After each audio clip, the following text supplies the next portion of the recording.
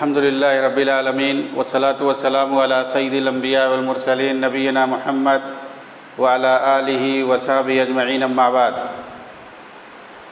اعوذ باللہ من الشیطان الرجیم بسم اللہ الرحمن الرحیم وَأَنَّ هَذَا صِرَاطِي مُسْتَقِيمًا فَاتَّبِعُوهُ وَلَا تَتَّبِعُوا السُّبُلَ فَتَفَرَّقَ بِكُمْ عَنْ سَبِيلِهِ ذَلِكُمْ وَصَّاكُمْ بِهِ لَعَلَّكُمْ تَهْتَدُونَ۔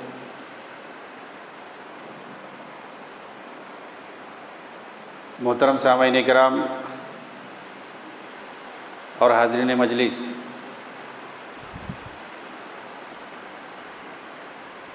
آج کی اس محفل میں آپ کے سامنے کتاب و سنت کی روشنی میں کچھ دین کی باتیں عرض کریں گے۔ ہمارے لیے دین اسلام پر چلنے کی خاطر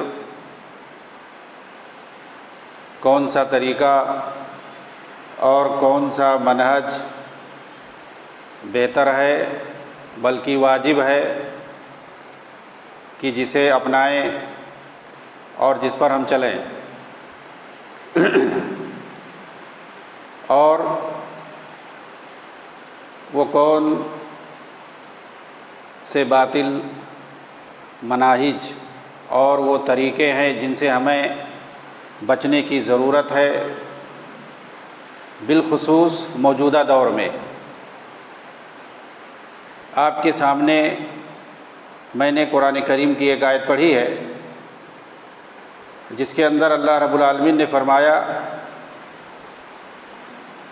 کہ اے نبی آپ کہہ دے کہ یہ میرا سیدھا راستہ ہے، وَأَنَّ هَذَا صِرَاطِي مُسْتَقِيمًا فَاتَّبِعُوهُ، اسی کی پیروی کرو، یہ میرا سیدھا راستہ ہے، اس کی پیروی کرو، وَلَا تَتَّبِعُوا السُّبُلَ فَتَفَرَّقَ بِكُمْ عَنْ سَبِيلِهِ، اور دوسرے راستوں کی پیروی نہ کرو کہ وہ راستے تمہیں صحیح راہ سے بھٹکا دیں، صحیح راہ سے الگ کر دیں، یعنی دوسرے راستوں کی طرف جاؤ گے، دوسرے طریقوں کو اپناؤ گے تو جو نبی کا طریقہ ہے اور جو صراط مستقیم ہے، وہ سارے طریقے، وہ سارے راستے تمہیں اس صراط مستقیم سے بھٹکا دیں گے، نبی کے طریقے سے دور کر دیں گے۔ فَتَفَرَّقَ بِكُمْ عَنْ سَبِيلِهِ، اللہ کی راہ سے دور کر دیں گے۔ ذَلِكُمْ وَصَّاكُمْ بِهِ لَعَلَّكُمْ تَهْتَدُونَ، اسی چیز کی تمہیں وصیت کی گئی ہے تاکہ لوگوں کو بتاؤ وہ راہ ہدایت پر آئیں۔ تو یہ نبی کو خطاب ہے، نبی کو اسی لیے بھیجا جاتا ہے تاکہ وہ بھٹکی ہوئی انسانیت کو راہ راست پر لائے، جو صحیح راستے کو چھوڑ کر، صحیح طریقے کو چھوڑ کر غلط طریقے کو اپنا لیے ہیں اور غلط راہ پر چل پڑے ہیں، انہیں ان راہوں سے، ان باطل طریقوں سے نکال کر کے صحیح راہ پر لاؤ۔ چنانچہ جب جب انسانیت بھٹکی ہے، اللہ رب العالمین نے اپنے نبیوں کو، رسولوں کو بھیجا، اور یہ معلوم ہے کہ اب نبیوں کا سلسلہ بند ہو چکا ہے۔ آخری پیغمبر جناب محمد الرسول اللہ صلی اللہ علیہ وسلم کے بعد اب کوئی نبی نہیں آئے گا، اور علماء جو ہیں یہ انبیاء کے وارث ہیں، یہی امت کے اندر لوگوں کو صحیح راستہ بتائیں گے۔ نبیوں کا جو منہج تھا اور ان کی جو ذمہ داری تھی، علماء کے اوپر یہ ذمہ داری ہے کہ وہ نبیوں کے طریقوں کو بتائیں اور ان کے منہج کو واضح کریں۔ ایسا نہیں ہے کہ لوگ اپنے اپنے طریقوں پر عمل کریں، جیسا جس کی سمجھ میں آئے، اپنی منمانی دین کے اندر، قرآن کے اندر، حدیث کے اندر جو سمجھ میں آئے اپنے حساب سے، اپنے طریقے سے، اپنے منہج سے چلے۔ ایسا نہیں ہے، اللہ تعالیٰ نے دین کو بھیجا ہے تو ساتھ میں منہج اور طریقہ بھی بتایا ہے، اور رسولوں کے بھیجنے کا مقصد یہی ہے، کیونکہ اللہ کا جو دین ہوتا ہے، نبی جو اللہ کا دین لے کر آتے ہیں، اللہ کی کتاب لے کر کے آتے ہیں، تو وہ عمل کر کے بتاتے ہیں، اور اسی کو طریقہ اور منہج کہتے ہیں۔ ایسا نہیں ہے کہ دین پر خود ہی عمل کر لینا ہے۔ اگر ایسا ہوتا تو اللہ تعالیٰ کو رسولوں کو بھیجنے کی ضرورت نہیں پڑتی، وہ کتاب نازل کر دیتا، اس کو پڑھ کے اسی پہ تمہیں عمل کرنا ہے۔ کسی رسول کو بھیجنے کی ضرورت نہ ہوتی، لیکن رسولوں کو بھیجنے کا مقصد یہی ہے تاکہ وہ دنیا والوں کو بتائیں کہ یہ جو اللہ کا دین ہے، اس کی جو یہ شریعت لے کر کے میں آیا ہوں، اس پر عمل کیسے کرنا ہے۔ صلو کما رأیتمونی اصلی، اللہ کے رسول فرماتے تھے تم نماز اسی طریقے سے پڑھو جیسے میں پڑھتا ہوں۔ خذوا عنی مناسککم، حج اور عمرے کے جو طریقے ہیں اس کو اسی طریقے سے ادا کرو جیسے میں ادا کرتا ہوں، مجھ سے سیکھو۔ تو اللہ کے رسول صلی اللہ علیہ وسلم دین پر عمل کر کے بتاتے تھے، اور صحابہ کرام دیکھ کر کے اسی طریقے سے عمل کرتے تھے۔ یہی اسٹائل ہے، یہی طریقہ ہے دین کا، اور یہی منہج ہے۔ تو جیسے دین پر عمل کیا ہے نبی پاک صلی اللہ علیہ وسلم نے، اور صحابہ نے جس طریقے سے نبی سے دین کو سیکھا ہے، عمل کرتے ہوئے دیکھا ہے، اور پھر اس کے بعد صحابہ نے جیسے عمل کیا ہے، اسی طریقے سے ہمیں دین پر عمل کرنا ہے، اور یہ واجب ہے، ضروری ہے۔ اگر ہم نبی کے طریقے کو اور صحابہ کے طریقے کو چھوڑ دیں گے اور اپنی منمانی عمل کریں گے تو وہ کبھی بھی کامیاب نہیں ہو سکتے، ہم کبھی بھی نہیں کامیاب ہو سکتے۔ دین کے اندر کوئی منمانی نہیں ہے، بلکہ نبی کا طریقہ ضروری ہے۔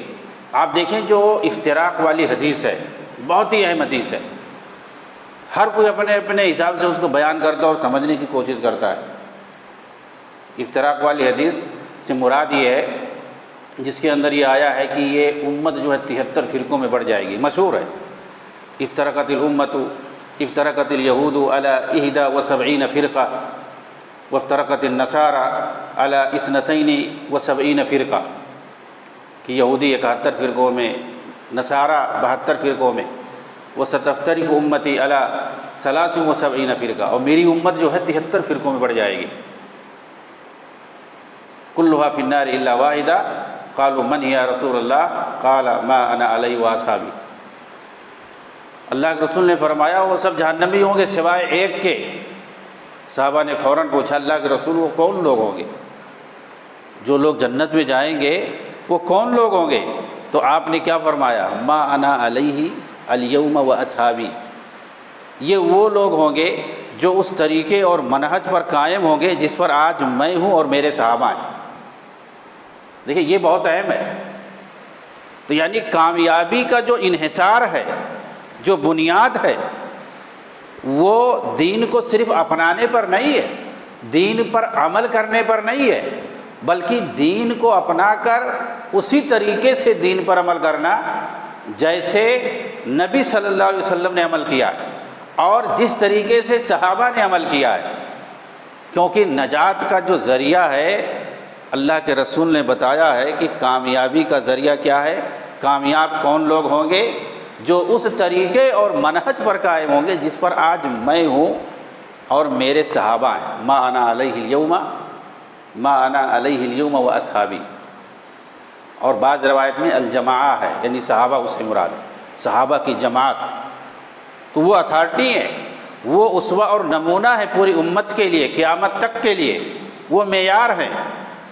صرف رسول ہی نے معیار نہیں بنایا ہے، اللہ نے بھی انہیں معیار بنایا ہے، یعنی دین کو سمجھنے اور دین پر عمل کرنے کے لیے صحابہ کو بھی معیار بنایا ہے۔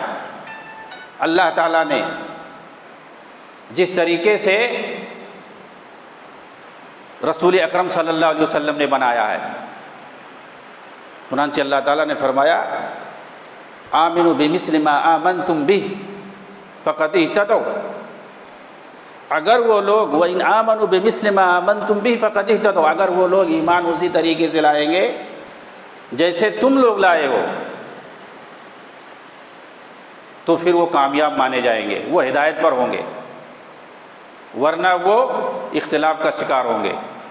تو دیکھیے کامیابی کے لیے ایمان کس طرح سے لانا ہے، جیسے صحابہ نے ایمان لائے۔ تو صحابہ کو معیار بنایا اللہ تعالیٰ نے، اور بہت ساری چیزوں میں صحابہ کو معیار بنایا گیا، کیونکہ انہوں نے وحی کو نازل ہوتے ہوئے دیکھا ہے، رسول اکرم صلی اللہ علیہ وسلم کو عمل کرتے ہوئے دیکھا ہے، اور جیسے نبی نے عمل کیا ویسے وہ لوگ عمل کرتے تھے، اس لیے ان کو معیار بنایا گیا ہے۔ اور اسی کو منہج سلف کہتے ہیں۔ سلف کا معنی ہی ہوتا ہے صحابہ، صحابہ کا عمل، تو ان کا جو عمل ہے وہی منہج اور وہی طریقہ ہمارے لیے۔ بہت سارے لوگ اس لفظ سے بدکتے ہیں، بھاگتے ہیں منہج کا جب نام آتا ہے، حالانکہ اس کے بغیر کامیابی ہے ہی نہیں۔ شروع ہی سے صحابہ کے دور ہی سے یہ طریقہ چلا آ رہا ہے، اللہ نے قرآن میں استعمال کیا ہے، نبی نے اس کو معیار بنایا ہے۔ اچھا یہ جاننے کی ضرورت ہے کہ لوگ اس لفظ سے کیوں بھاگتے ہیں جب یہ بیان کیا جاتا ہے کہ بھائی صحابہ کا منہج ضروری ہے، نبی کا طریقہ ضروری ہے، اس کے بغیر ہم اپنی منمانی دین پر عمل نہیں کر سکتے، کہ چاہے جو ہو اپنے حساب سے عمل کرے۔ کیوں بدکتے ہیں جب صحابہ کا نام لیا جاتا ہے کہ بھائی جیسے انہوں نے عمل کیا ہے، جیسے انہوں نے دین کو سمجھا ہے اسی طریقے سے سمجھیں گے، ہر چیز میں، ہر فیلڈ میں دین پر ہم اسی طریقے سے عمل کریں گے جیسے نبی نے صحابہ کو بتایا ہے، اور جیسے صحابہ نے سمجھا ہے ویسے ہی ہم سمجھیں گے۔ کیوں؟ جب ایسا ہم ان کو باندھ دیں گے اس سے، تو پھر ان کی منمانی نہیں چلنے پائے گی، منمانی نہیں چلنے پائے گی۔ پھر وہ اپنی مرضی سے جو پیشین گوئیاں کرتے رہیں اور جو بھوشوانی بتاتے رہیں، میں سمجھتا ہوں ایسا ہوگا، میں سمجھتا ہوں اس آیت کا یہ مطلب ہے، میں سمجھتا ہوں اللہ یہ کہہ رہا ہے، یہاں پر اللہ کے نبی اپنے حساب سے سب بتاتے رہتے ہیں، حدیث اور قرآن کا معنی مفہوم، وہ منمانی نہیں چلنے پائے گی۔ بھائی نبی نے کیا کہا ہے قرآن کی اس آیت کے بارے میں، صحابہ نے کیا کہا ہے، جب ہم اس کو پیش کرتے ہیں تو کہتے ہیں کہ یہ دیکھو اقوال اور آراء کو پیش کر رہے ہیں، جو آیت کا جو سامنے جو معنی ہے اس کو نہیں دیکھ رہے ہیں۔ آپ دیکھیں اس کی ایک واضح مثال میں پیش کرتا ہوں۔ قرآن کے اندر سورہ مائدہ میں اللہ تعالیٰ نے فرمایا ہے وَمَن لَّمْ يَحْكُم بِمَا أَنزَلَ اللَّهُ فَأُولَٰئِكَ هُمُ الْكَافِرُونَ، اللہ کی نازل کردہ شریعت کے مطابق جو فیصلہ نہیں کرے گا وہ کافر ہے، وہ لوگ کافر ہے۔ یعنی جو شریعت اللہ کی طرف سے نازل ہوئی اس کے مطابق جو یہ عام ہے فیصلہ نہیں کرے گا وہ کافر ہے۔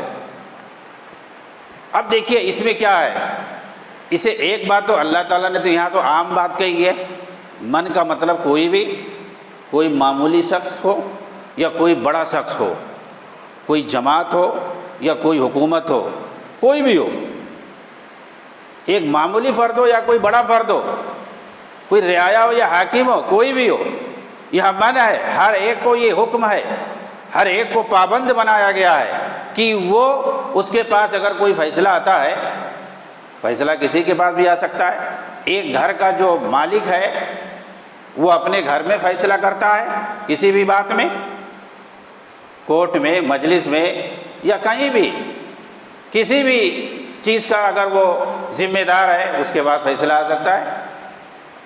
علاقے میں بہت سارے جو ہے قاضی ہوتے ہیں، مفتی ہوتے ہیں اور بہت سارے لوگ ہوتے ہیں، یا عام آدمی کسی کے پاس بھی دو آدمی کا جھگڑا آ گیا، آپ کو فیصلہ کرنا ہے کسی بھی مسئلے میں، یا کوئی کسی دینی معاملے میں آپ سے پوچھنے آیا اس میں آپ کو فیصلہ کرنا ہے، یا کوئی دنیاوی معاملہ ہے آپ سے آیا پوچھنے کے لیے یا حل کرنے کے لیے تو آپ کو اس میں فیصلہ کرنا ہے۔ کوئی بھی چیز ہو، فَإِن تَنَازَعْتُمْ فِي شَيْءٍ فَرُدُّوهُ إِلَى اللَّهِ وَالرَّسُولِ، کوئی بھی معاملہ ہو اگر تمہارے درمیان اختلاف ہو جائے تو اس کو اللہ اور اس کے رسول کی طرف آؤ لے کر کے اس معاملے کو، یعنی قرآن اور حدیث کی روشنی میں حل کرو۔ یہ تو حکم ہے، یہ تو سب کے لیے ہے۔ شریعت کہتے کسے ہیں؟ قرآن اور حدیث کو کہتے ہیں، یعنی قرآن اور حدیث کی روشنی میں شریعت کی روشنی میں اگر کوئی فیصلہ نہیں کرتا ہے تو وہ کافر ہے، وہ کافر ہے۔ یہ اس کا ظاہری مطلب ہے۔ لیکن پہلی بات، جو خوارج ہیں، جو دین کو، قرآن کو اپنی عقل سے سمجھ کی کوشش کرتے ہیں، انہیں سلف سے لینا دینا نہیں۔ نبی نے کیا سمجھایا ہے، صحابہ نے اسے کیا سمجھایا اور سمجھایا ہے لوگوں کو، اس سے لینا دینا نہیں۔ انہیں اپنے منہج اور اپنے فکر کو رائج کرنا ہے اور دوسروں پر مسلط کرنا ہے، اس کے حساب سے وہ قرآن کو استعمال کرتے ہیں، قرآن پہ عمل نہیں کرتے ہیں، اس کو استعمال کرتے ہیں۔ اب کہیں گے دیکھو اللہ تعالیٰ نے کہا ہے کہ جو عمل نہیں کرے گا وہ کافر ہے، اس کا مطلب یہ ہے کہ ساری جو حکومتیں ہیں سب کافر ہیں، تو وہ صرف حکومت کو مراد لیتے ہیں، حکمرانوں کو مراد لیتے ہیں۔ بھائی تم حکمرانوں کو مراد کیوں لو؟ یہاں پر کہاں حکمران اللہ تعالیٰ نے کہا ہے؟ حکمرانوں کو کہاں یہاں مراد لیا خاص طور سے؟ یہاں تو من کا سیگا ہے، کوئی بھی ہو سب کوئی پابند ہے۔ مطلب یہ ہے کہ جو حاکم ہو صرف شریعت کا پابند وہی ہے، اور باقی تم آزاد ہو، تم کیسے بھی رہو، تمہارے بچے کیسے بھی رہیں، تمہارے بچے یورپ امریکہ میں جائیں، کیسے بھی عائش کریں، اور تم جو ہے لوگوں کو بیوقوف بناؤ آیت پڑھ کے قرآن کی کہ دیکھو اس سے مراد حکمران ہے، وہ لوگ شریعت نافذ نہیں کرتے وہ کافر ہے۔ قرآن کہہ رہا ہے وَمَن لَّمْ يَحْكُم بِمَا أَنزَلَ اللَّهُ فَأُولَٰئِكَ هُمُ الْكَافِرُونَ، سب کفار ہے، سب طاغوت ہیں، ہو گیا۔ لیکن یہ دیکھنے کی ضرورت نہیں، قرآن جس پر نازل ہوا ہے اور جنہوں نے دیکھا اور اس کو سمجھا انہوں نے کیا کہا؟ جو ترجمان القرآن ہے سیدنا ابن عباس رضی اللہ تعالیٰ عنہ، آپ کسی بھی تفسیر کی کتاب اٹھا کے دیکھ لو، تفسیر طبری ہے، ابن کثیر ہے، ساری تفسیر، اس آیت کو پڑھو، اس کا مطلب کیا بتایا ہے، وہاں پر ابن عباس رضی اللہ تعالیٰ عنہما کا قول ضرور ملے گا کہ یہاں پر اللہ تعالیٰ نے کیا کہا ہے۔ یہاں جو ہے لکھا ہے انہوں نے کہ یہاں کفر اصغر مراد ہے، وہ کفر مراد نہیں ہے جس سے انسان دائرہ اسلام سے خارج ہو جاتا ہے۔ کفر اصغر کا مراد یہ ہوا کہ گناہ کبیرہ ہے، یعنی اگر کوئی شریعت کے مطابق فیصلہ نہیں کرتا ہے تو گویا وہ گناہ کبیرہ کا ارتکاب کر رہا ہے، جیسے اور بہت سارے گناہ کبیرہ ہوتے ہیں۔ اور حضرت علی رضی اللہ تعالیٰ عنہ نے جب ابن عباس رضی اللہ تعالیٰ عنہما کو بھیجا تھا خوارج سے مناظرہ کرنے کے لیے جنگ نہروان کے موقع پر، تو انہوں نے بھی یہی شبہ پیش کیا تھا، اسی آیت کو پیش کیا تھا، اور انہوں نے اعتراض حضرت علی پر کیا تھا، حضرت معاویہ پر کیا تھا۔ اس وقت کے خوارج نے اسی آیت کو پیش کر کے حضرت علی اور حضرت معاویہ پر اعتراض کیا تھا کہ ان لوگوں نے اللہ کی شریعت کے مطابق فیصلہ نہیں کیا ہے، نعوذ باللہ۔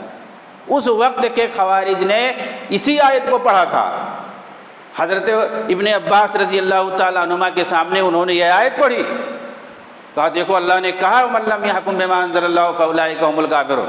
جب ابن عباس نے کہا کہ تم لوگ کیوں خروج کی ہو، تم لوگ کیوں لڑنا چاہتے ہو حضرت علی کے خلاف، حکومت کے خلاف تم لوگ بغاوت کیوں کرنا چاہتے ہو؟ 12,000 کی فوج انہوں نے اکٹھا کر لی تھی حضرت علی سے لڑنے کے لیے نہروان کے موقع پر۔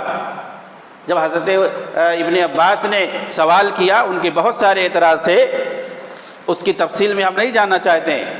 یہ جو یہاں پر انہوں نے اس آیت کو پیش کیا تو کہا کہ اللہ تعالیٰ تو کہہ رہا ہے کہ اس کی شریعت کے مطابق جو فیصلہ نہیں کرے گا وہ کافر ہے، اور انہوں نے شریعت کے مطابق فیصلہ نہیں کیا ہے، انہوں نے انسانوں کو فیصل بنایا ہے، اللہ کو فیصل نہیں بنایا ہے۔ جب وہ تحکیم کا واقعہ پیش آیا تھا، ابو موسیٰ اشعری رضی اللہ تعالیٰ عنہ اور عمرو بن عاص رضی اللہ تعالیٰ عنہما کو یہ فیصلہ دیا گیا تھا، ان کو یہ اختیار دیا گیا تھا کہ تم دونوں فیصلہ کر کے جو صلح کرو گے وہی مان لیا جائے گا۔ تو انہوں نے اس چیز کو اختلاف کے طور پر پیش کیا کہ انہوں نے یعنی معاویہ اور علی رضی اللہ عنہما نے قرآن کے مطابق فیصلہ کرنے کے بجائے انسانوں کو کیوں فیصل بنا دیا ہے؟ جب انسانوں کو فیصل بنا دیا اس کا مطلب یہ لوگ کافر ہو گئے، اور کافر سے جنگ کرنا واجب ہے۔ تو حضرت ابن عباس رضی اللہ تعالیٰ عنہما نے ان لوگوں کو سمجھایا، کہا کہ بہت اچھی بات ہے کہ میں دیکھ رہا ہوں تم لوگوں میں کوئی صحابی نہیں ہے، ایسا آدمی مجھے نظر نہیں آ رہا ہے جس نے نبی کو دیکھا ہو، یعنی کوئی صحابی نہیں ہے تمہارے اندر، اس لیے مجھے خوشی ہے، کوئی صحابی نہیں ہے تمہارے اندر، اور میں جہاں سے آیا ہوں میں صحابہ کی جماعت کی طرف سے آیا ہوں، میں حضرت علی کے پاس سے ہو کر کے آیا ہوں، انہوں نے مجھے بھیجا ہے، اور تمہارے اندر کوئی عالم نہیں ہے، اس پر بھی مجھے خوشی ہے۔ یعنی وہ جو خوارج تھے ان کے یہاں کوئی عالم نہیں تھا، اور یہ حقیقت ہے آج تک ان کے یہاں کوئی عالم نہیں ہوتا ہے، اور یہ اپنے آپ کو ہی صرف دین کا عالم سمجھتے ہیں، دوسروں کو عالم ہی نہیں سمجھتے، لیکن حقیقت یہ ہے کہ ان کے یہاں کوئی عالم نہیں ہوتا ہے۔ حضرت ابن عباس نے کہا مجھے خوشی ہے کہ تمہارے یہاں کوئی صحابی نہیں ہے، اور میں صحابہ کی جماعت کی طرف سے آیا ہوں، اور تمہارے یہاں کوئی عالم نہیں ہے، عالم تو صحابہ ہیں، وہاں سے میں ہو کر کے آیا ہوں، اور اللہ کے رسول نے مجھے قرآن کی تفسیر خود بتلائی ہے۔ یہاں پر آیت کا جو تم مفہوم لے رہے ہو وہ نہیں ہے، بلکہ یہاں پر کفر اصغر مراد ہے۔ تم مفہوم کیا لے رہے ہو؟ یعنی تم لوگ کفر اکبر مراد لے رہے ہو، اور اسی وجہ سے تم جنگ کرنا چاہتے ہو، تو یہ تمہاری تعویل غلط ہے، تمہارا عقیدہ یہ صحیح نہیں ہے۔ بہرحال انہوں نے سمجھایا تو کہتے ہیں کہ 4000 سے زیادہ لوگ توبہ کر لیے ان کے ہاتھ پر، اور انہی کے ساتھ واپس نکل کر چلے آئے، اور باقی جو کٹر تھے وہ جمے رہ گئے، اور انہوں نے لڑائی کی اور سب مارے گئے، اور جو باقی بچے وہ ادھر ادھر بھاگ لیے۔ انہی کی بقایا جات آج بھی موجود ہے، اور حدیث کے اندر ہے کہ یہ لوگ قیامت تک موجود رہیں گے، جو دین کو اپنے حساب سے سمجھیں گے اور امت کے درمیان فساد مچائیں گے۔ یہ خوارج اسی وقت سے اللہ کے نبی کے دور سے، صحابہ کے دور سے موجود ہے، اور یہ بھی ہے حدیث کے اندر کہ جب جب امت کمزور ہوگی، جب جب امت پر کمزوری لاحق ہوگی، تب تب ان کا شور ہنگامہ ہوگا، تب تب ان کا فساد اور قتل و خوریزی بڑھے گی، دشمنوں کے ساتھ مل کر یہ امت کے اندر قتل و فساد مچائیں گے۔ کب؟ جب جب امت کمزور ہوگی، اور جب طاقتور ہوگی تو یہ چھپ جائیں گے، انڈر گراؤنڈ ہو جائیں گے، اور یہی ہوتا ہے۔ یہ خوارج نے بھی حکومت کی ہے، اور روافض نے بھی حکومت کی ہے گاہے بگاہے، لیکن ان کی تاریخ ہے کہ کبھی بھی انہوں نے کافروں سے جہاد کر کے، لڑ کر کے زمین کو فتح نہیں کیا ہے کہ لڑائی کر کے زمین کو فتح کرے اور وہاں پر حکومت کرے۔ انہوں نے ہمیشہ مسلمانوں کو قتل کر کے، مار کر کے ان کی زمین پر قبضہ کیا اور حکومت کی ہے، کبھی کبھی وقتی طور پر، اور یہ جب بھی موقع پاتے ہیں فساد مچاتے رہتے ہیں۔ تو یہ میں مثال میں بتا رہا تھا کہ یہ اپنے منمانی جو ہے قرآن کو سمجھنے کی کوشش کرتے ہیں، صحابہ نے کیا کہا ہے، نبی نے کیا کہا ہے، ان کو اس کی ضرورت نہیں ہوتی ہے۔ اور جب ہم یہ کہتے ہیں کہ منہج سلف کے مطابق، فہم سلف کے مطابق ہمیں سمجھنا چاہیے، جیسے نبی نے سمجھا، جیسے صحابہ نے سمجھا، اسی طریقے سے ہمیں سمجھنا چاہیے۔ یہ آیت کا مفہوم جو تم بتا رہے ہو، یہ حدیث کا مفہوم جو تم بتا رہے ہو، کیا صحابہ نے اس کو ایسے ہی سمجھا ہے؟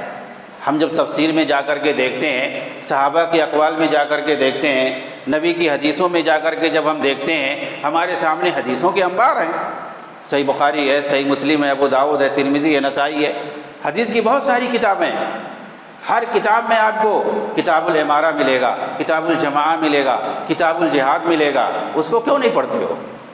کتاب الفتن ملے گا، کتاب الملاحم ملے گا، ہر جگہ آپ کو بہت سارے ابواب اور کتابیں ملیں گی حدیث کی کتابوں میں، وہاں سب ان ساری چیزوں کی وضاحت ہے، ہر طرح کے چیپٹر آپ کو ملیں گے۔ یہ سارے چیپٹر بہت اہم ہیں، ان کو پڑھنا چاہیے، خاص طور سے فتنے کے اس دور میں۔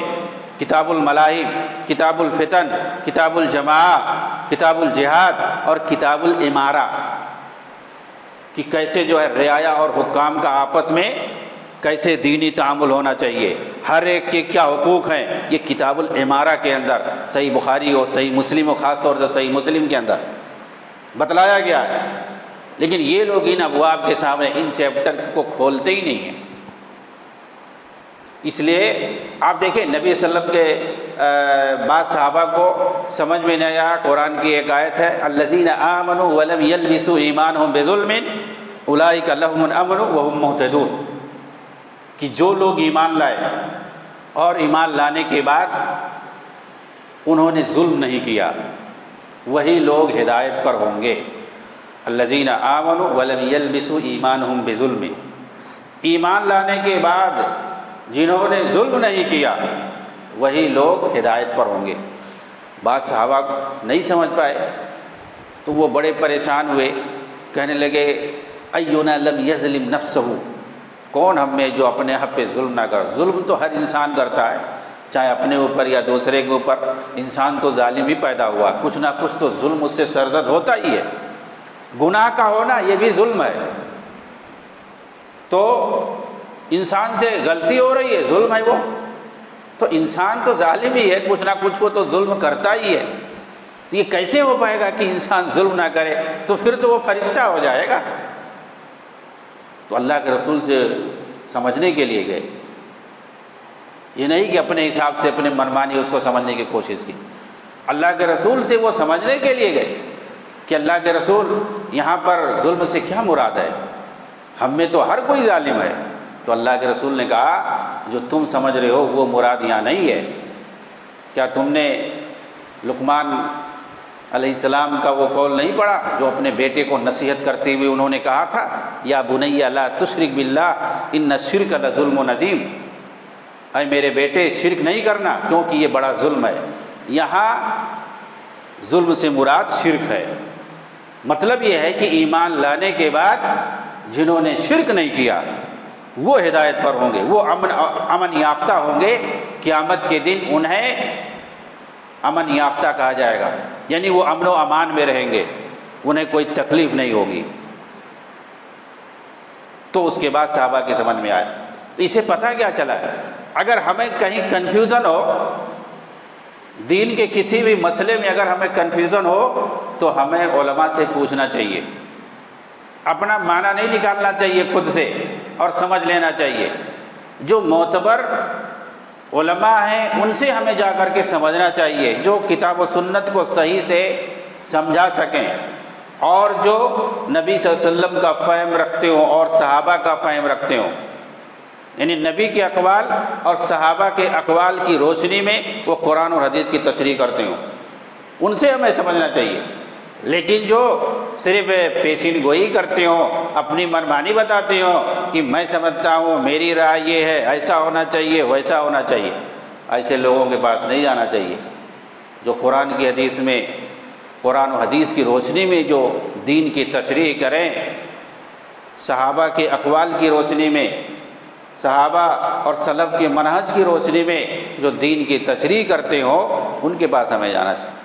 تو یہ منمانی جو کرنے والے ہیں، یہی جو ہے منہج سلف کا نام لینے سے، نبی کا طریقہ بتانے کی وجہ سے اور صحابہ کا جب طریقہ اور منہج ہم بتاتے ہیں تو یہ لوگ بدعتے ہیں، ان کو بڑی تکلیف ہوتی ہے کیونکہ یہ اس منہج سے دور ہوتے ہیں، بھٹکے ہوتے ہیں، اور ان کا جو اپنا، ان کی جو اپنی فکر ہے، اپنی جو سوچ ہے،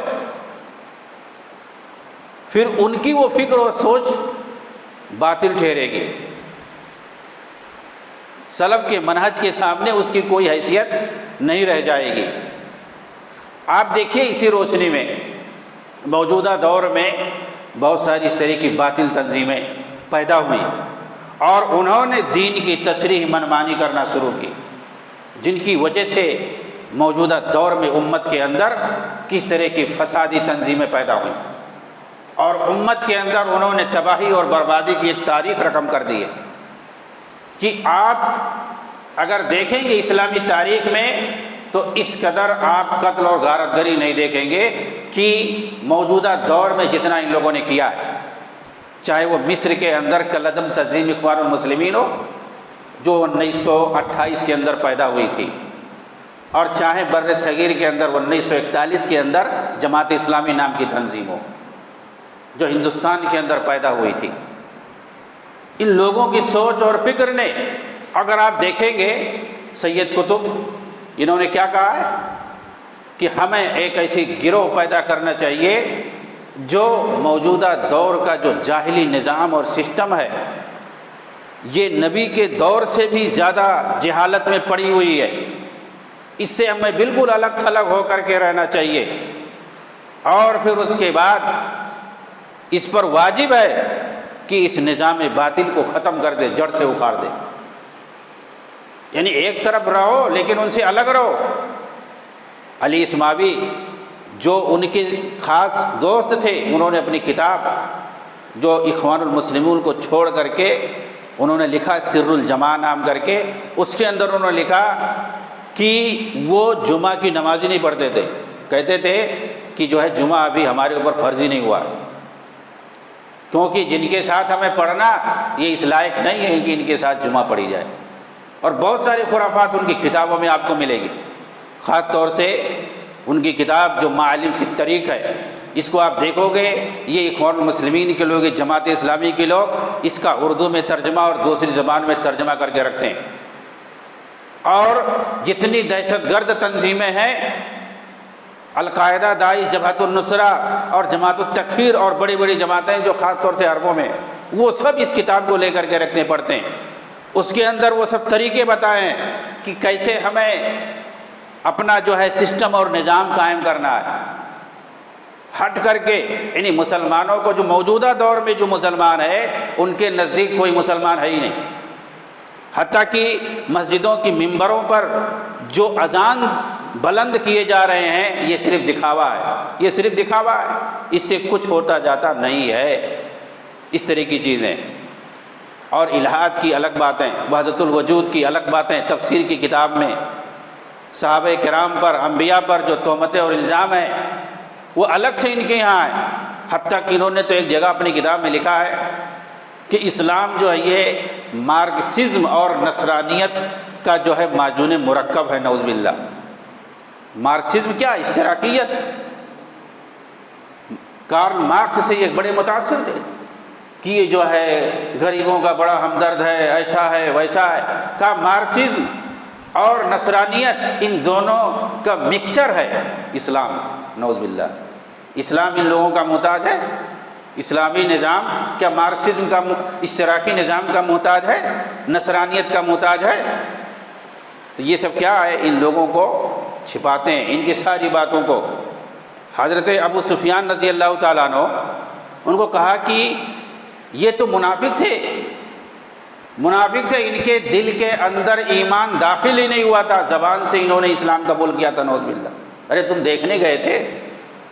ابو سفیان رضی اللہ تعالیٰ عنہ اسلام لانے کے بعد انہوں نے اللہ کے رسول کے ساتھ جو محبت کا اظہار کیا، اور اسلام لانے کے بعد اسلام کے لیے اپنے آپ کو جس طریقے سے قربان کر دیا پوری زندگی، اور نبی صلی اللہ علیہ وسلم نے جو دیکھا ان لوگوں کی محبت کو، ان کو، ان کے بیٹوں کو جہاں جیسا دیکھا لگا دیا۔ خود ابو سفیان رضی اللہ تعالیٰ عنہ کو نجران کا گورنر بنا کے بھیج دیا، ان کے بیٹے معاویہ رضی اللہ تعالیٰ عنہ کو اپنا کاتب بنا لیا، کاتب وحی بنا لیا، اور ان کے دوسرے بیٹے یزید بن ابی سفیان ان کو جو ہے محصل بنا دیا۔ اگر معتمد نہ ہوتے، قابل اعتماد نہ ہوتے، منافق ہوتے تو اللہ کے رسول یہ بڑے بڑے عہدے دیتے اور ایسی امانت داری والا عہدہ دیتے؟ منافق کی تو نشانی ہے کہ وہ امانت میں خیانت کرتا ہے، وہ جھوٹ بولتا ہے، وہ سب و شتم کرتا ہے، وعدہ خلافی کرتا ہے، امانت میں خیانت کرتا ہے، یہ تو نشانیاں ہیں۔ تو اللہ کے رسول ایسے لوگوں کو اتنا بڑا بڑا عہدہ دیتے؟ تو یہ اس بندے نے ابو سفیان رضی اللہ تعالیٰ عنہ کو کہا وہ تو منافق تھے، نعوذ باللہ، وہ جو ہے زبان سے انہوں نے اسلام قبول کیا تھا، ان کی کتابوں میں لکھا ہوا۔ انہوں نے نبی صلی اللہ علیہ وسلم کے ساتھ خیبر میں لڑائی کی، ان کی ایک آنکھ جو ہے ضائع ہو گئی، شہید ہو گئی خیبر کی لڑائی میں، اور دوسری آنکھ ان کی ضائع ہو گئی تھی جنگ یرموک کے اندر۔ حضرت عمر بن خطاب رضی اللہ تعالیٰ عنہ کے دور حکومت میں جو لڑائی ہوئی تھی، انہوں نے اپنے تمام لڑکوں کو سامنے خطاب کیا تھا کہ اللہ کی راہ میں تم لوگ قربان ہو جاؤ، انہوں نے ابھارا تھا اپنے بچوں کو لڑنے کے لیے جنگ یرموک کے اندر، جنگ قادسیہ کے اندر، جو حضرت عمر رضی اللہ تعالیٰ عنہ کے دور میں عراق کے اندر ہوا تھا، جنگ قادسیہ۔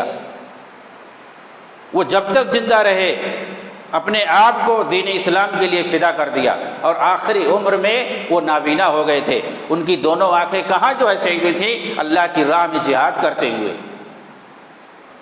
ایسے لوگوں کو، ایسے صحابہ کو جنہوں نے اپنی زندگی کو اسلام لانے کے بعد اسلام کے لیے وقف کر دیا، اسلام کے لیے نچھاور کر دیا، ان پر جو ہے تان و تشنیع ہی نہیں، ان کو کافر کہتے ہیں۔ یعنی جو روافض نے بھی نہیں کہے ہوں گے وہ سید قطب نے کہا، اور جنہوں نے مصر کے اندر عدالت میں قبول کیا کہ ہمارا تو مقصد یہ تھا، فلاں فلاں پڑ اڑانا تھا اور وہ فلاں جگہ وہاں اڑانا تھا، اور سارے لوگوں کو انہوں نے لگا رکھا تھا، اعتراف کیا اپنا۔ ظاہر سی بات ہے آج بھی خوارج جو پکڑے جاتے ہیں وہ جو کرتے ہیں وہ کھلے مجلس میں اعتراف کرتے ہیں کہ ہاں یہ میں کرنا چاہتا تھا ایسا۔ حضرت علی کو جس خارجی نے شہید کیا تھا اس نے کہا تھا کہ میں نے جو کیا ہے میں نے صحیح کیا ہے، اس کو نیکی سمجھ کے کیا ہے، اس کو نیکی سمجھ کے کیا ہے، اور میں اللہ کے یہاں کامیاب ہو جاؤں گا، میں شہید ہوں، اگر مارو گے تو میں شہید ہو جاؤں گا۔ اسے جب مارا جا رہا تھا پکڑ کر کے عبد الرحمن ابن ملجم المرادی کو، جس نے حضرت علی کو شہید کیا تھا، اس نے کہا تھا میں نے جو کیا ہے وہ صحیح کیا ہے، اور رب کعبہ کی قسم اگر مجھے مارو گے تو میں شہید ہو جاؤں گا، وہ میں نے نیکی کا کام کیا ہے۔ حضرت علی کو مار کر کے، نعوذ باللہ، صحابہ کو مار کر کے یہ خوارج جو ہیں کہتے ہیں کہ ہم نے نیکی کا کام کیا۔ تو سید قطب نے عدالت کے سامنے اعتراف کیا تھا اپنے تمام جرائم کو نیکی اور ثواب سمجھ کر کے کہ میں نے یہ سب کام کیا ہے، اور ایسا ایسا میں کرنا چاہتا تھا، کہاں کہاں لوگوں کو لگا دیا تھا بم سے اڑانے کے لیے، جگہ جگہ۔ یہ تمام جو ہے ان کی فائلیں سے بتائی نہیں جاتی ہیں، سب کچھ لکھا ہوا ہے، سب کچھ ریکارڈ میں ہے، اس کا آپ کو اردو میں ترجمہ کر کے نہیں بتایا جائے گا، ایک ایک سے کتاب ہے، سب لکھا ہوا۔ وہ جیپ کانڈ میں کیسے جو ہے ان کا پورا ریکارڈ پکڑا گیا ان لوگوں کا، اور کیسے انہوں نے اپنی تنظیم کا نام رکھا تھا، سب کچھ تنظیم 65 کا نام رکھا تھا۔ آپ کہیں بھی جا کر کے نیٹ پہ تنظیم 65 کے واردات آپ لکھ کے دیکھو گے، عربی میں کم سے کم لکھنا پڑے گا، اس لیے کہ اردو میں کوئی بتاتا نہیں ہے۔ تنظیم 65 لکھو گے آپ، عربی میں لکھو، گنتی چاہے انگلش میں رہے لیکن اردو میں کم سے کم تنظیم لکھے، تنظیم 65، تو پورا اس کا واقعہ سمجھ میں آ جائے گا کہ کیسے کیسے ان کو پکڑا گیا، اور پھر اس کے بعد کیسے پھر اس کی بنیاد پر ان کو پھانسی ہوئی۔ یہ کہتے ہیں کتاب لکھ دیا تھا تو پھانسی ہو گئی تھی، ارے کتاب لکھنے سے کیا پھانسی ہو جائے گی، بلکہ یہ معلم فی الطریق جس کے اندر انہوں نے سارے جو ہے تکفیری باتیں لکھی ہیں، خارجی باتیں لکھی ہیں، پوری امت کو جو ہے کافر قرار دیا ہے۔ سب سے خطرناک کتاب ان کی جو ہے معلم فی الطریق ہے، جس کو جادہ حق جادہ راہ کے نام سے جو ہے یہ لوگ اردو میں ترجمہ کر کے پڑھتے ہیں۔ یہ کتاب جو ہے سب سے خطرناک ان کی ہے، اور یہ کتاب انہوں نے جیل میں رہ کر کے لکھی ہے، اور جیل میں رہتے ہوئے ان کی کتاب کا، ان کی یہ کتاب شائع بھی ہوئی مصر کے اندر، یعنی اتنی خطرناک کتاب، اس کو جیل میں رہتے ہوئے لکھا بھی انہوں نے، اور جیل میں رہتے ہوئے ان کی یہ کتاب شائع بھی ہوئی ہے۔ تو یہ کوئی کہہ سکتا ہے کہ کتاب کے لکھنے کی وجہ سے جو ہے ان کو حکومت نے مار دیا ہے، ان کو شہید کر دیا ہے، ایسا کر دیا ویسا کر دیا، اسی لوگ کہتے ہیں یہ شہید القطب ہے، نعوذ باللہ۔ وہ اپنی دہشت گردی کی بنیاد پر مارے گئے ہیں، وہ مصر کو تباہ کرنا چاہتے تھے، اس وجہ سے انہوں نے، بلکہ حسن بنا نے اس سے پہلے ہی پوری ایک تنظیم التنظیم الخاص کے نام سے بنا رکھا تھا، اور اس جماعت کے اندر جو نکل کر کے آئے ان کا بیان ہے کہ جو دینی جماعت تھی وہ اصل حیثیت نہیں تھی، جو اصلی حیثیت تھی وہ تنظیم الخاص جو تھی اس کی اصل حیثیت تھی، اور اسی سے نکلی ہوئی تمام جماعتیں اس وقت ہیں، جتنی بھی مسلح جماعتیں آپ کو ملیں گی اور اپنے آپ کو اخوان المسلمین کی طرف منسوب کرتی ہیں، اس لیے کہ مسلح جماعت اور کسی دوسری جماعت سے نہیں نکلی ہیں، اور بہت ساری جماعتیں ہیں دین کے نام پر، لیکن آپ کو نہیں ملے گا کہ فلاں جو ہے جماعت کی طرف سے مسلح جماعت، جتنی اس وقت جماعتیں سب اخوان المسلمین کی طرف اپنے آپ کو نسبت کرتی، اسی میں یہ حماس بھی ہے جو فلسطین کے اندر ہے، وہ بھی اسی اخوان المسلمین سے نکلی ہوئی جماعت ہے، مسلح جماعت ہے۔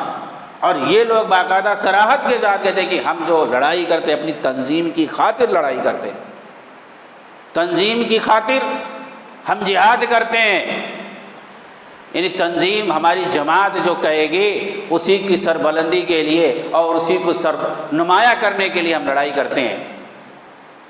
ایک کتاب ہے وہیں کے فلسطین کے ہیں، ان کا نام ہے سعد بن فتح الزعتری، خلیل شہر وہاں پر ہے، وہاں پر ایک علاقہ ہے زعتر، وہاں کے رہنے والے ہیں۔ انہوں نے مدینہ میں تعلیم حاصل کی ہے، اور پھر اس کے بعد انہوں نے ایک کتاب لکھی ہے حقیقت الجہاد فی فلسطین، فلسطین کے اندر اس وقت جہاد کے نام پہ جو کچھ ہو رہا ہے اس کی کیا حقیقت ہے۔ تو انہوں نے جہاد کے شرائط بتلائے کہ جہاد کسے کہتے ہیں، جہاد ہوتا کیا ہے، جہاد کیسے ہوتا ہے، صرف ہڑبونگ مچانے فساد مچانے سے ہوتا ہے کیا؟ انہوں نے پوری تفصیل لکھی ہے اس میں جہاد کے پورے شرائط کہ جہاد کسے کہتے ہیں، جہاد کی حقیقت کیا ہے، جہاد کی کتنی قسمیں ہیں، اور جہاد فی المعرکہ جسے کہتے ہیں کفار سے جہاد فی المعرکہ اس کے کیا شرائط ہیں، ان سب حقیقت بتائی۔ اس کے بعد حماس کی بھی حقیقت بتائی کہ ان لوگوں کی کیا حقیقت ہے اور یہ کیا چاہتے ہیں، انہوں نے 30-40 سال سے اب تک انہوں نے کیا کیا، فلسطینیوں کی تباہی اور بربادی کے سوا ان سے کیا ہوا آج تک، وہ سب انہوں نے اس کے اندر بتلایا، اور اس کا جو ہے اردو میں ترجمہ بھی ہو گیا ہے۔ تو یہ بہت ہی اہم کتاب ہے، تقریباً 350 صفحے میں یہ کتاب ہے حقیقت الجہاد فی فلسطین۔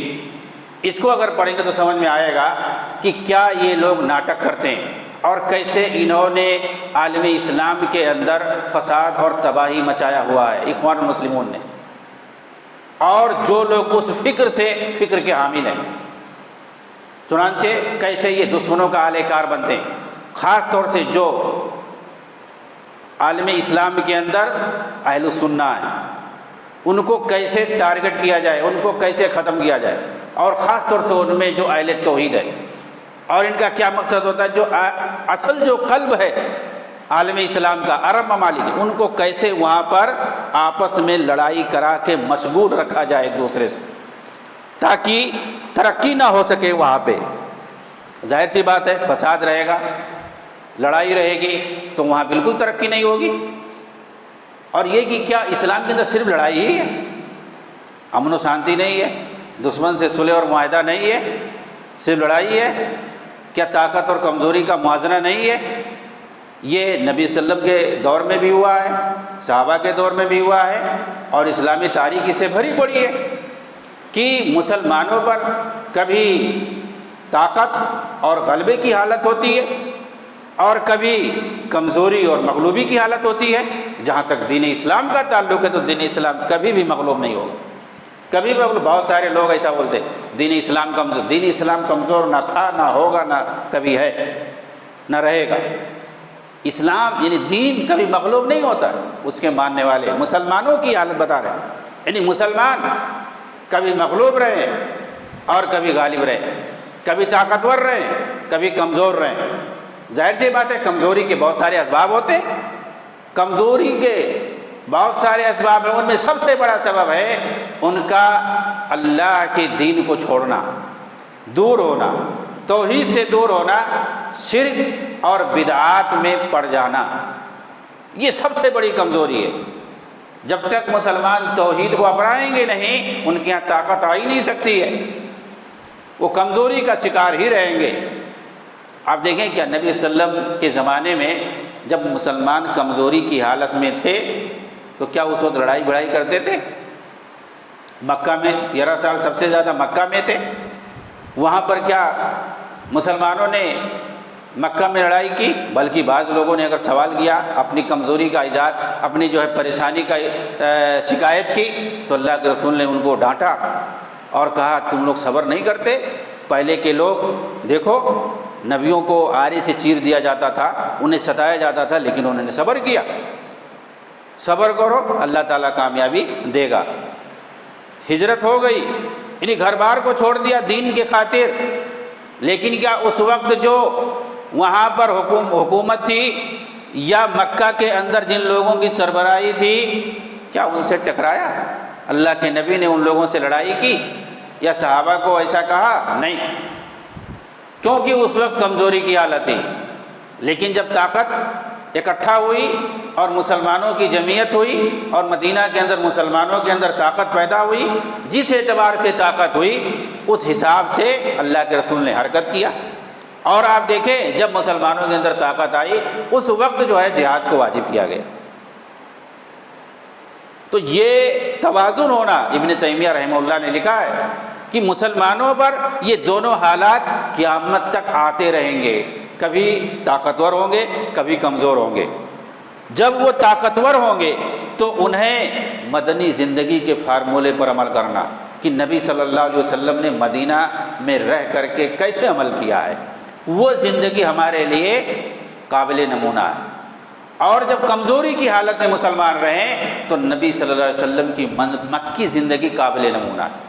مکی زندگی میں دیکھیں اللہ کے رسول کیسے رہتے تھے، تو اس طریقے سے رہے۔ اگر یہ اصول اور طریقے جو بتائے گئے ہیں سلف کے یہاں، اس کے مطابق اگر ہم زندگی گزاریں تو کبھی بھی نہ ہم خود پریشان ہوں اور نہ دوسرے کے لیے پریشانی کا سبب بنے۔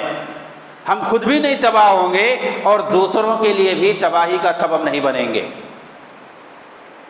میں چاہتا ہوں کہ کچھ چیزیں میں نے نوٹ کر کے میں نے لایا تھا، انہوں نے جو لکھا ہے بہت اہم باتیں لکھی ہیں۔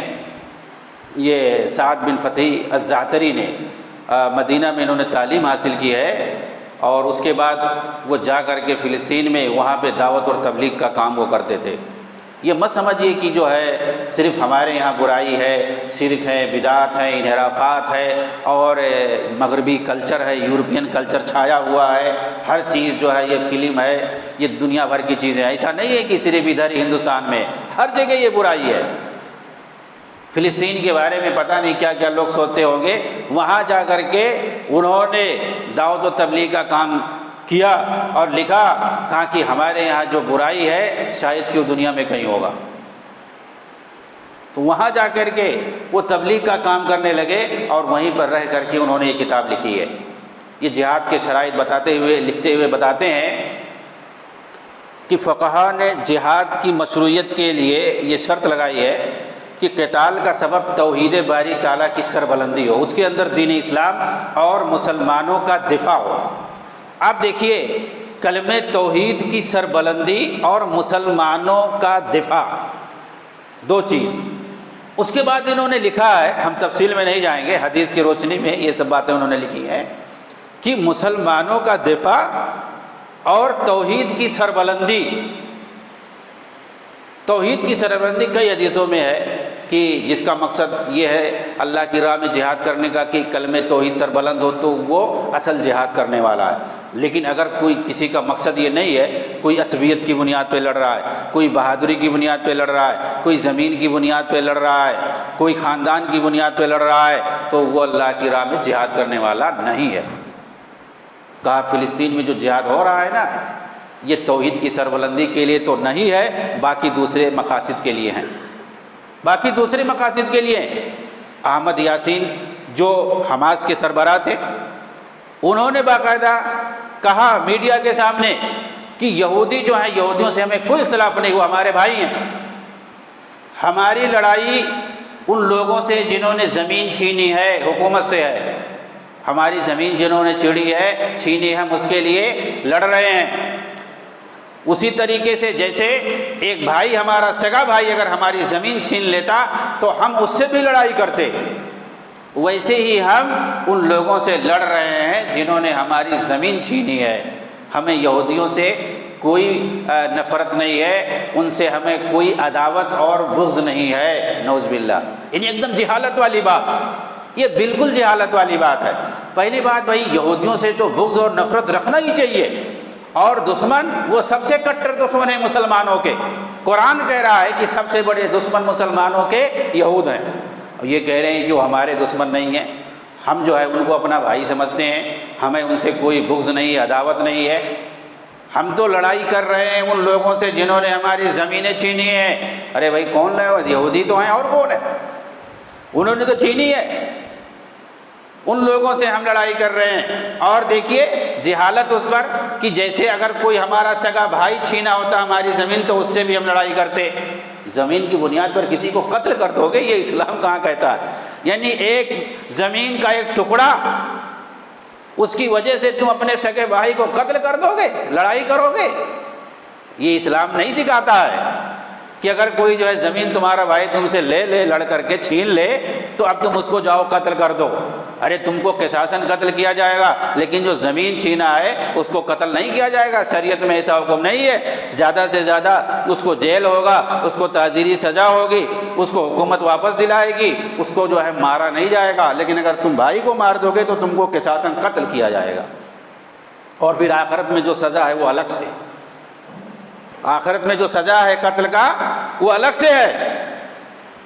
یہ کیا کہہ رہے ہیں کہ اپنے مسلمان بھائی سے، سگے بھائی سے بھی میں قتال کرتا، لڑائی کرتا؟ تو یہ جاہل قوم ہے یہ لوگ، اور اسی لیے یہ لوگ فساد مچا رہے ہیں۔ یہ توحید کی بات ہے۔ اور جو انہوں نے کہا کہ جو ہے یہ مسلمانوں کے دفاع کے لیے، یہ دوسری شرط کہ جہاد جو ہوتا ہے مسلمانوں کے دفاع کے لیے ہوتا ہے۔ آپ دیکھیں جنگ یرموک کی بات میں نے کی تھی، وہ جو ہے نبی صلی اللہ علیہ وسلم کے زمانے میں ہوئی تھی۔ اللہ کے رسول نے بھیجا تھا لڑنے کے لیے، کس سے؟ رومیوں سے لڑنے کے لیے۔ اس میں عبداللہ بن رواحہ تھے، عبداللہ بن جعفر تھے، اور اسی طرح سے خالد بن ولید تھے۔ یہ لوگ گئے تھے لڑنے کے لیے، لیکن جو ہے مسلمانوں کی تعداد بہت کم تھی، 30,000 تھی، اور اس کے مقابلے میں کافروں کی تعداد، رومیوں کی تعداد بہت زیادہ تھی، کئی لاکھ تھی۔ تو ظاہر سی بات ہے چند ہزار تھے اور ادھر لاکھوں کی فوج ہے۔ بہرحال لڑائی کی، اور جو مسلمانوں کی طرف سے امیر تھے ایک ایک کر کے 2-3 شہید ہو گئے، عبداللہ بن رواحہ، جعفر، حضرت عبداللہ بن جعفر، اور اس طرح سے 2-3 لوگ ہو گئے۔ اس کے بعد جو ہے نمبر آیا خالد بن ولید کا۔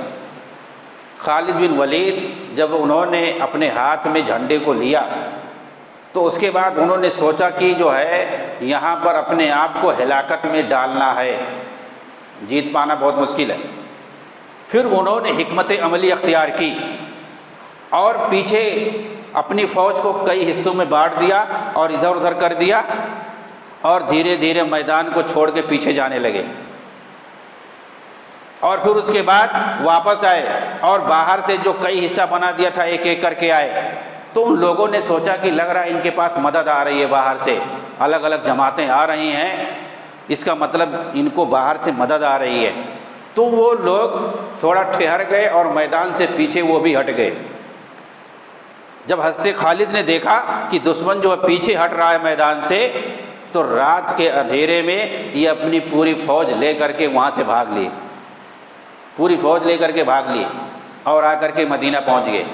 تو اللہ کے رسول نے کہا تم لوگوں نے فتح حاصل کی ہے۔ حضرت خالد نے کیا کیا؟ حکمت عملی کس لیے اپنائی ہے؟ دیکھیے میدان جنگ چھوڑ کر کے بھاگنا، اس کو جو ہے حرام بتایا گیا ہے کہ وہاں میدان جنگ نہیں بھاگ سکتے، لیکن یہ حکمت عملی مسلمانوں کا دفاع مقصود تھا، بچانا مقصود تھا۔ اللہ کے رسول نے فرمایا انتم الکرارون۔ کچھ لوگوں نے کہا یہ تو بھگیڑو ہیں، تو کہا نہیں یہ بھگیڑو نہیں، یہ مجاہد ہیں، اور کہا تم نے فتح حاصل کی ہے، مسلمانوں کا دفاع کیا ہے، مسلمانوں کی خون کی حفاظت کی ہے۔ خالد رضی اللہ تعالیٰ عنہ کی اللہ کے رسول نے تعریف کی۔ تو اصل مسلمانوں کا دفاع ہوتا ہے لڑائی سے۔ ابھی اگر جس کو ہم جہاد دفاع کہتے ہیں، دفاعی جہاد جسے کہتے ہیں، اس میں کیا ہوتا ہے؟ دفاع ہی ہوتا ہے۔ اگر دشمن جو ہے حملہ کرے مسلم ملک پر یا کسی شہر پہ، تو اس وقت جو ہے دفاعی پوزیشن میں مسلمان لڑتے ہیں، یا کوئی بھی ہوگا کہیں پر حملہ ہوگا تو آدمی اپنا دفاع کرے گا، ڈیفنس کرے گا بچنے کے لیے۔ تو اصل کیا ہے؟ مسلمانوں کا دفاع ہے، یہ نہیں کہ اپنے آپ کو ہلاکت میں ڈالنا ہے۔ کہا یہاں پہ فلسطین کے اندر خاص طور سے حماس اور الجہاد الاسلامی وغیرہ جو کر رہے ہیں، یہ مسلمانوں کا دفاع نہیں کر رہے ہیں، مسلمانوں کو یہ دشمنوں کا لقمہ بنا رہے ہیں۔ یہ لوگ دشمنوں کو بھڑکا کر کے مسلمانوں کو دشمنوں کا لقمہ بنا رہے ہیں، اس کے علاوہ یہ کچھ نہیں کر رہے ہیں۔ جبکہ جہاد تو ہوتا ہے مسلمانوں کا دفاع کرنا، مسلمان کی جو جماعت ہو وہ پیچھے رہے اور مجاہدین آگے رہے، دشمنوں سے لڑائی کریں، اس کو جہاد کہتے ہیں۔ یہاں فلسطین میں کیا ہوتا ہے؟ سرنگوں میں سب ہے، سرنگوں میں ہے، وہاں سے ادھر ادھر سے پھینک دیے میزائل، اب اس کے بعد دشمن اسی کا بہانہ بنا کر کے پتہ چلتا ایک طرف سے تباہی مچاتا ہے۔ انہوں نے خود کش بمباری کو جائز قرار دیا۔ ہوتا کیا خاص طور سے فلسطین میں ہی ہوتا ہے، کچھ جوشیلے بچوں کو بم باندھ دیتے ہیں اور جا کر کے کسی اسرائیلی فوجی کو مار دیا، کہیں کسی سگنل پر جو ہے وہ بم پھوڑ دیا، کچھ لوگ مارے گئے۔ اب اس کے بعد کیا ہوتا ہے، نتیجہ کیا ہوتا ہے؟ وہ تو آدمی سب سے پہلے اپنی جان کو ہلاکت میں ڈالا، اپنی عاقبت اس نے خراب کیا۔ آپ دیکھو گے اس کو کہیں گے شہید ہو گیا اللہ کی راہ میں۔ ارے بم باندھ کر کے اپنے جسم میں پھوڑنا، اپنے آپ کو قتل کرنا، اپنے آپ کو حوالے کرنا، آگ کے حوالے کرنا، اس کو شہادت کہیں گے؟ کبھی نہیں کہیں گے۔ تو ایک آدمی خود اپنی عاقبت خراب کرتا ہے، اپنے آپ کو آگ میں جلاتا ہے، کیونکہ اس میں کنفرم ہوتا ہے سب سے پہلے آدمی اپنے آپ کو مرے گا، پھر اس کے بعد دوسرا کوئی مرے یا نہ مرے اس کی گارنٹی نہیں ہوتی ہے، لیکن آدمی خود مرے گا بمباری، خود کش بمباری میں، سوسائڈ بمبنگ میں آدمی خود مرتا ہے اپنے ہاتھ سے، یہ تو طے ہے۔ اس کے بعد دشمن مرے یا کوئی مرے اس کی گارنٹی نہیں ہے۔ اس کو جو ہے ان کے جو بڑے بڑے اپنے آپ کو علماء کہتے ہیں، مفکرین کہتے ہیں، کرزاوی ہے، سلمان عودہ ہے اور سلیمان علوان ہے اور کون کون، ان لوگوں کے فتاوے موجود ہیں، انہوں نے کتابیں لکھی ہیں اس پر، خود کش بمباری پر کرنے کے لیے۔ اب دیکھیے پورے مسلمان نوجوانوں کو بھٹکا کر کے، گمراہ کر کے، ان کے بدن پر بمباری باندھ کر کے اس طرح سے حملہ کرواتے ہیں۔ اور یہ فتویٰ دینے والے جو ہے یہ اپنے بچوں کو اپنے بچوں کو تعلیم حاصل کرنے کے لیے یورپ امریکہ بھیجتے ہیں۔ آج ان کے بچے ایمبیسڈر ہیں، یوسف قرضاوی کا ایک لڑکا ایمبیسڈر ہے، معلوم ہے آپ کو؟ سلمان عودہ کا بچہ امریکہ کے اندر ایک تنظیم چلا رہا ہے، سربراہ ہے وہ امریکہ کے اندر۔ یہ لوگ اپنے بچوں کو ایمبیسڈر بناتے ہیں، ایک ملک کا دوسرے ملک کے لیے سفیر بناتے ہیں۔ آپ جانتے ہیں ایمبیسڈر کی کیا اہمیت ہوتی ہے؟ لیبیا کے اندر، سیریا کے اندر اور عراق کے اندر ان لوگوں کے فتووں سے کتنے جو ہے لوگوں کی جانیں گئی ہیں، مسلمانوں کی جانیں گئی ہیں۔ لیبیا کے اندر کیسے لوگوں کو قتل خوریزی کیا گیا، وہ ایک خوشحال ملک تھا، آج تباہی اور بربادی کی تاریخ لکھی جا رہی ہے۔ وہاں کوئی امن و شانتی نہیں ہے، وہاں سینکڑوں دہشت گرد جماعتوں نے ڈیرا ڈالے ہوا بنا لیا ہے، وہاں کوئی امن و امان نہیں ہے، لیبیا تباہ ہے، برباد ہے ان لوگوں کے فتووں کی وجہ سے۔ ناٹو نے تباہ کیا ہے ان لوگوں کو لے کر کے، اخوانیوں کو لے کر کے۔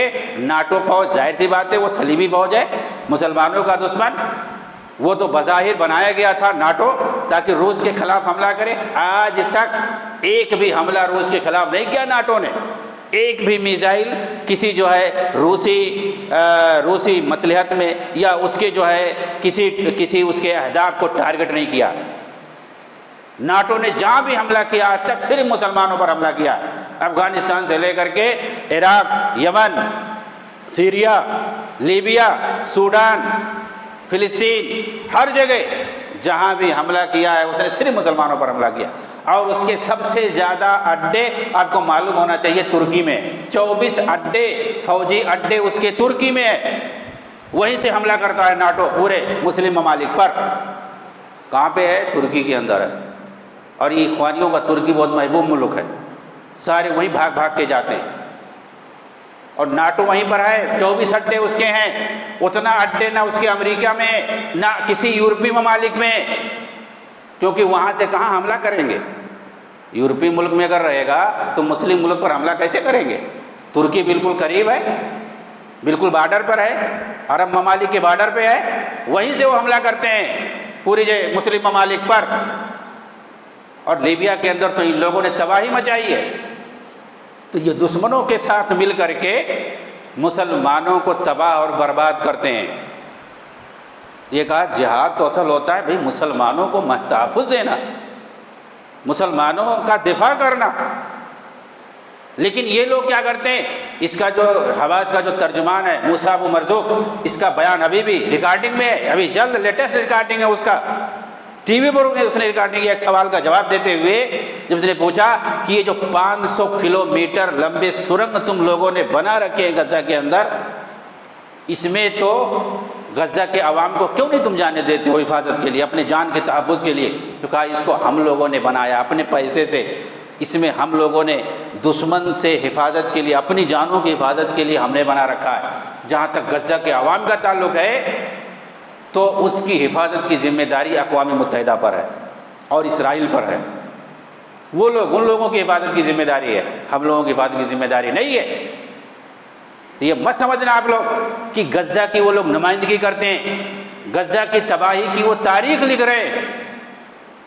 ایک اخبار میں نے پڑھا کہ اگر آج سے غزہ کی آباد کاری شروع کر دی جائے تو 100 سال بھی اسی ایک رفتار سے چلتا رہے تو اس طرح سے نہیں ہو پائے گا جیسے غزہ تھا آج سے 5 ماہ 6 مہینہ پہلے، اس طرح نہیں ہو پائے گا۔ 100 سال بھی اگر وہ تعمیری کام اور ساری چیزیں چلتی رہیں اس طرح نہیں ہو پائے گا۔ 100 سال پیچھے ان لوگوں نے کر دیا، اس کو تباہ اور برباد کر کے ایک طرف سے، جیسے سیریا کے بہت سارے شہر، عراق کے بہت سارے شہر، یمن اور لیبیا کے بہت سارے شہر تباہی کا شکار ہو گئے، وہ کبھی جو ہے اس طرح آباد نہیں ہو پائیں گے جیسے پہلے تھے۔ ایسے ہی لوگوں نے غزہ کو بنا دیا اور ان کو ان کے جو ہے قصیدہ خوانی بہت کرنے والے، حقیقت کچھ معلوم نہیں ہے، صرف میڈیا میں دکھاتے ہیں بھئی کون سامنے کون لڑنے والا ہے، کہاں فوج ہے، کیا ہے، کچھ پتہ نہیں ہے۔ سامنے صرف اور صرف نہتے معصوم عوام ہے جو ڈری سہمی ہے، بھاگتی پھر رہی ہے، ادھر ادھر ٹھکانہ لے رہی ہے اور وہ بمباری کا سامنا کر رہی ہے۔ آپ دیکھو گے یہی صرف آپ کو دکھائی دے گا اور کوئی وہاں لڑنے والا نہیں دکھائی دے گا، کوئی نہیں سامنے ہے۔ لیکن میڈیا میں آپ کو، سوشل میڈیا میں ایک ایک سے بڑے بڑے ہیرو اور جہاد مجاہد دکھائی دیتے ہیں۔ کوئی اگر اسٹوڈیو میں کھڑا ہو کر ریکارڈنگ کروا دیا، رومال پہن کر کے، چہرہ بند کر کے وہاں سے ریکارڈنگ کرواتا رہتا ہے، ایک ایک سے خوبصورت لباس اور خوبصورت اسٹوڈیو میں، سمجھتے ہیں کہ یہ سب جو ہے سامنے لگ رہا ہے کہ جہاد ہو رہا ہے، لیکن وہاں کی حالت جا کے دیکھو کیسی تباہ حالی ہے۔ تو یہ ان کی حقیقت ہے، یہ ان کے کچھ ٹارگٹ ہوتے ہیں، جیسے کیسے کرائے کے لوگ ہوتے ہیں، ان کو ایک جو سپاری دی جاتی ہے، ان کو ٹارگٹ دیا جاتا ہے، وہ اپنے مقصد کے لیے کام کرتے ہیں۔ آپ سمجھ لیں کہ جس طریقے سے انگریزوں نے یعنی برطانیہ نے اسرائیل کو عرب دنیا میں ایک خنجر گھونپا تھا 1948 کے اندر، اسی طریقے سے 1979 کے اندر فرانس نے ایک خنجر گھونپا ہے ایران کے اندر۔ یہ دونوں مل کر کے اندر جو ہے عالم عرب کو، عالم اسلام کو تباہ اور برباد کر رہے ہیں۔ آپ دیکھیں گے کہ یہ جو تباہی، یہ سارے ممالک جو تباہ ہوئے ہیں انہی لوگوں سے ہوئے ہیں، لیکن ان کا کچھ نقصان نہیں ہوا ہے، ان کا کوئی نقصان نہیں ہوا۔ اور ان کی طرف سے جو تنظیمیں بنائی جاتی ہیں دین کے نام پر، جہاد کے نام پر، لڑائی کے نام پر، جب تک ان کو نقصان پہنچانا ہوتا ہے، جس علاقے کو، جس ملک کو تباہ کرنا ہوتا ہے، وہاں پر ان کو ہیرو بنا کر دکھایا جاتا ہے۔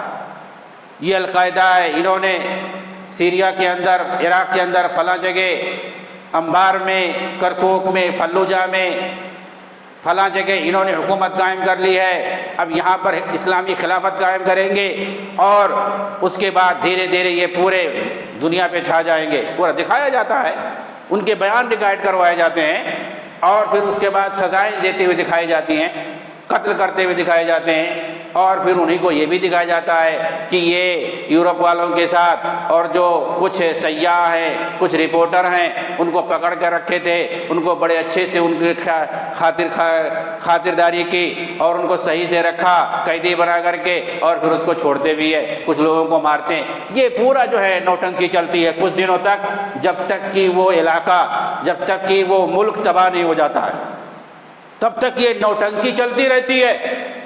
اور جب وہ علاقہ، وہ سنی علاقہ پورے طور پر جب تباہ ہو جاتا ہے، وہاں پر جب شیعوں کو یا یہودیوں کو کنٹرول دے دیا جاتا ہے، پھر اس کے بعد وہ جو جماعت تھی وہاں پر، چاہے وہ القاعدہ کی ہو، داعش کی ہو، جبہت النصرہ کی ہو، یا الجہاد الاسلامی کی ہو، یا جو ہے داعش کی ہو، یا پھر اس کے بعد حماس کی ہو، کسی کی بھی ہو، اس کے بعد وہ منظر نامے سے غائب ہو جاتی ہے، اس کا پتہ ہی نہیں چلتا ہے، بلکہ کچھ دنوں کے بعد خبر آتی ہے کہ اس کا سرغنہ مارا گیا، اس کا سرغنہ مارا گیا، اعلان ہو جاتا ہے کہ جماعت ہی ختم۔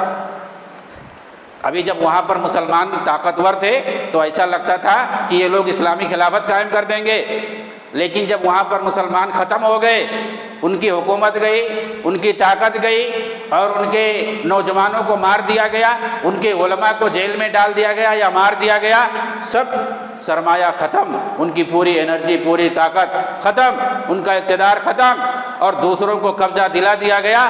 اب ان کو سمجھ میں آ گیا کہ یہاں سے مسلمان ختم ہو گئے، اب جو رہیں گے رعایا تھوڑا بہت، اس سے کوئی مسئلہ نہیں ہے۔ پھر وہ اسلامی جو خلافت تھی وہ ہوا میں چلی جاتی ہے، اور ایسے سرغنے، ایسے کرائے کے جو ٹٹو ہوتے ہیں، ان کو یا تو ٹپکا دیا جاتا ہے، یا مار کے ختم کر دیا جاتا ہے، یا غائب کر دیا جاتا ہے، غائب کر دیا جاتا ہے۔ ایسے ہی شہر کے شہر اور ملک کے ملک تباہ کیے جا رہے ہیں۔ اس کا تعلق عربوں سے تھا، فلسطین کا۔ انہوں نے یہودیوں کے آنے سے پہلے سے اس کا خیال کیا ہے، اور عربوں نے، خاص طور سے سعودی عرب نے، جو ان کو کرنا تھا انہوں نے کیا۔ 48 میں ان لوگوں نے اسرائیل سے لڑائی کی، 56 میں لڑائی کی، 67 میں لڑائی کی، مصر نے 72 میں لڑائی کی، 3 4 لڑائیاں کی ہیں۔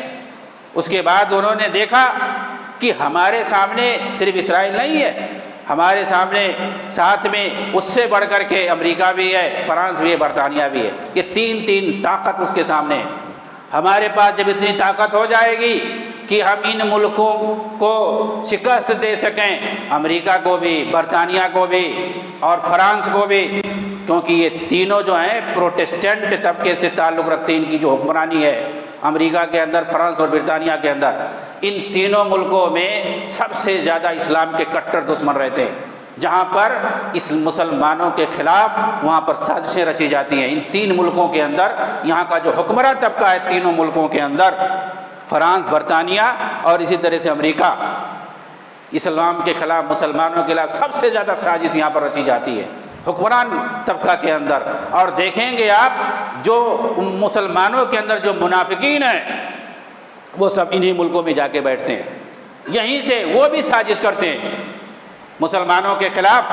جتنے بھگڑے ہوتے ہیں، جتنے جو ہے مسلم ملکوں کے جو مخالف اور معارض سمجھے جاتے ہیں، سب بھاگ کر کے انہی ملکوں میں جاتے ہیں۔ کوئی امریکہ میں جاتا ہے، کوئی برطانیہ میں، لندن کے اندر، کوئی فرانس کے اندر، یہیں پہ بھاگ کے جاتے ہیں۔ ساری سازشیں اسلام کے خلاف یہی ملکوں سے ہوتی ہیں۔ عربوں نے اندازہ لگایا کہ اب لڑائی کرنے کا مطلب یہ ہے، اسرائیل کو ہرانے کا مطلب یہ ہے کہ ساتھ میں 4 ملکوں کو ہرانا پڑے گا۔ ہمارے پاس جب وہ طاقت ہوگی تو ہم کریں گے، ابھی ہمیں صلح سے کام کرنا ہے۔